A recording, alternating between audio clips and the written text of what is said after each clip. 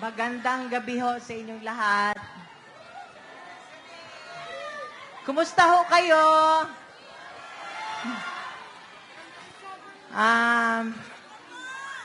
Dapat yung anak ko lang magsasalita eh. Sabi ko, ano pa gusto nyo marinig nyo? Gusto nyo marinig yung lahat ng sakit sa dibdib?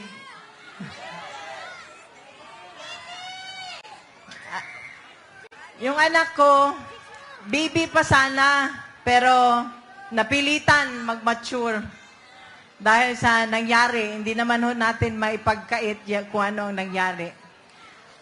Pero ito ho talaga, sana ho tayo Pilipino,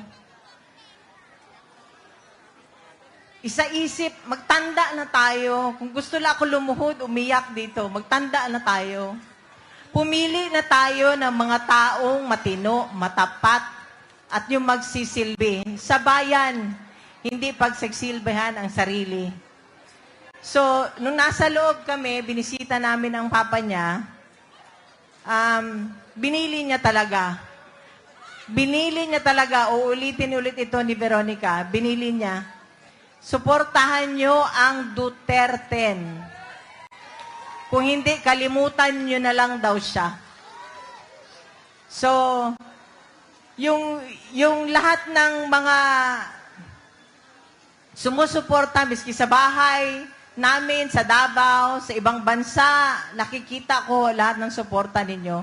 Maraming salamat. Alam niyo ba doon sa Netherlands, iba't iba ang tao na pumupunta galing sa iba't ibang panig ng bansa.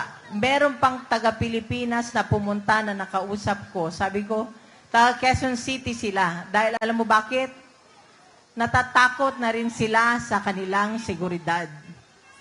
Kung noong una, di ba, mahal ni Pangulong Presidente ang bawat Pilipino, gusto niya maging masaya, safe, ligtas, nakakauwi ng bahay. Walang nangyayaring masama.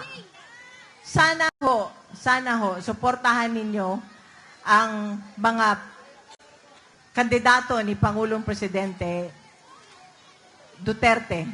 Presidente Duterte, Rodrigo Duterte, yung 10. Nakikiusap ho ako.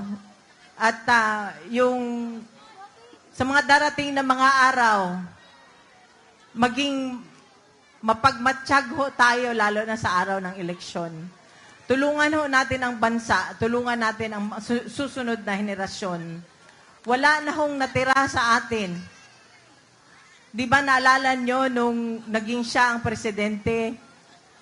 Naalala ko, OFW ako eh. Lahat ng mga Pilipino na sa abroad, proud na proud maging Pilipino. Pero ano ho ngayon ang nangyari?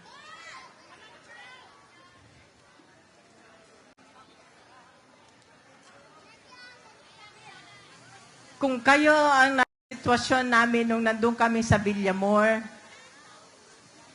parang hanggang ngayon nananaginip pa rin ako. Parang hanggang ngayon hindi pa rin ako makapaniwala. Gusto ko humingi ng tulong, hindi ko alam kung saan. So kaya ngayon, nandito kami, nagsasalita, humihingi kami ng tulong ninyo, suportahan nyo ang Duterte.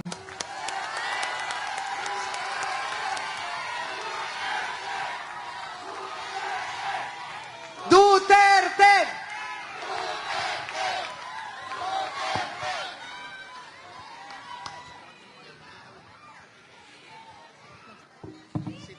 Check.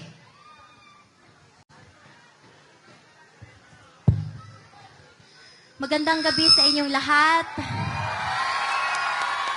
Ako si Veronica Kitty Duterte, bunsong anak ni Pangulong Rodrigo Roa Duterte.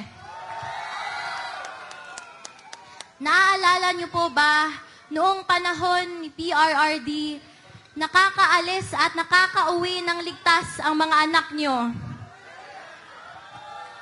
Ibalik natin ang ganoong pamamahala sa bansa.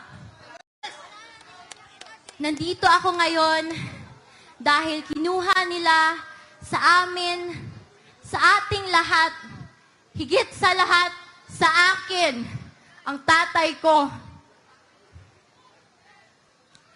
Noong March 11, 2025, nasaksihan ko ang pagkidnap at pag-abuso nila sa tatay ko.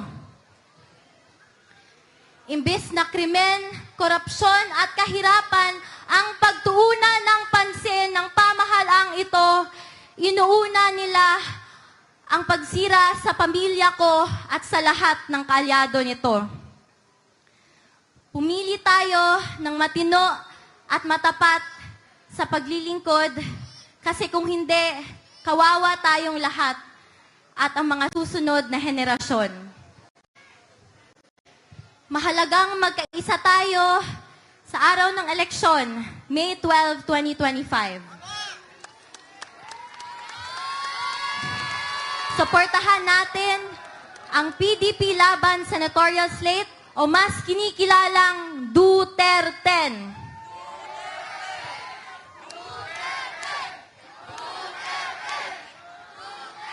Mag-vote straight tayo at mag-block vote tayo upang mahirapan silang mandaya. To the OFWs, to the Filipino communities who took care of us, you have my love, respect, and gratitude. Sa katawhan nga nagpakita og walay undang nga paghigugma og pagsuporta, daghang salamat kay wa mo ang nagapakusog sa amo tanan. May aabot ako na personal na mensahe ng tatay ko sa bawat Pilipino. Sabi niya, I did what I could for my country. And you are all in my heart. Pangalawa, ang sabi niya, kung kakalimutan niyo lang rin ang Duterte, kalimutan niyo na lang rin siya. Mga kababayan, huwag nating kalimutan ang bilin ni Tatay Digong. Sa mga kabataan, hinihikayat ko kayong magbantay sa mga boto dahil dito nakasalalay ang kinabukasan nating lahat. Maraming salamat po and God save the Philippines. Iniimbitahan Pilipinas, Duterte pa rin! Duterte! Duterte!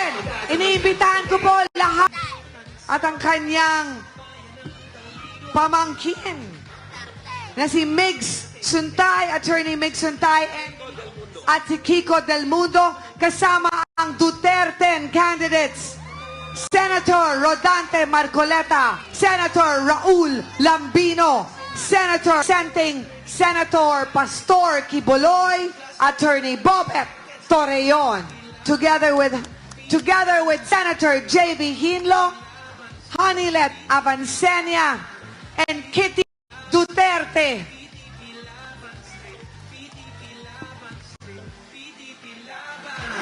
Para sa kinabukasan ng ating kabataan, suka ang tamang suka. Duterte! Duterte! Sabay-sabay nating kantahin. Kung pwede nyo buksan ang inyong mga flashlight, buksan po ninyo.